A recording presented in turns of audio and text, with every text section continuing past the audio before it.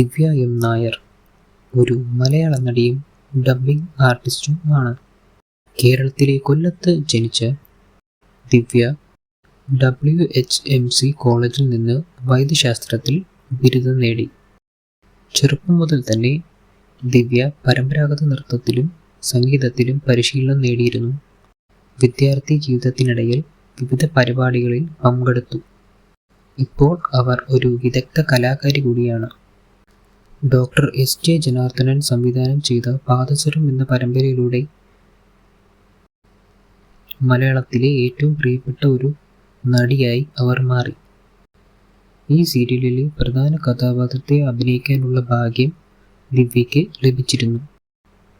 ഏഷ്യാനെറ്റിൽ നിന്ന് ആ വർഷത്തെ മികച്ച വനിതാ പുതുമുഖത്തിനുള്ള അവാർഡും അവർ നേടിയിരുന്നു. അഭിനയം, പാട്ട് എന്നിവ മാത്രമല്ല, ആങ്കറിംഗ് മേഖലയിലും അവരുടെ കഴിവ് അവർ തെളിയിച്ചിട്ടുണ്ട്.